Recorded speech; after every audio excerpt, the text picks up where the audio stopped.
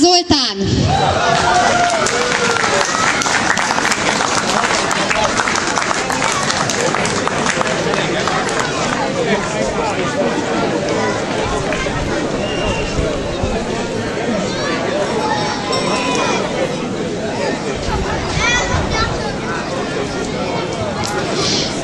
Kulcsár Zoltán átveszi a díjat, amihez nagyon-nagyon sok szeretettel gratulálunk.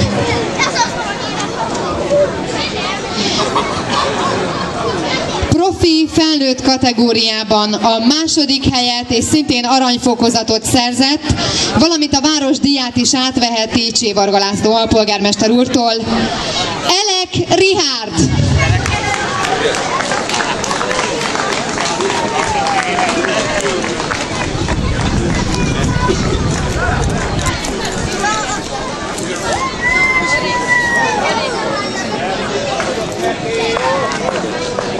Érkezik Elek Richárd.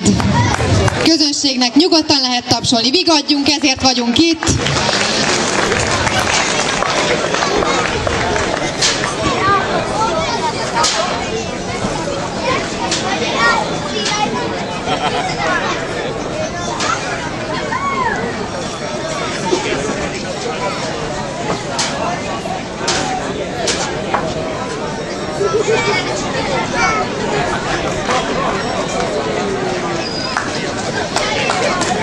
A profi felnőtt verseny győztesének kihirdetése következik.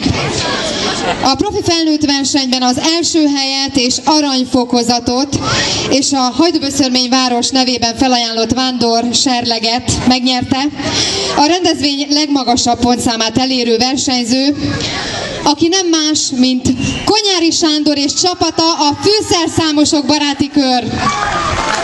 És ez egyben, kedves közönségünk, azt is jelenti, hogy Konyári úr a hajdúság legjobb séfje, és az egyhetes 5 főre szóló horvátországi nyaralás nyertese.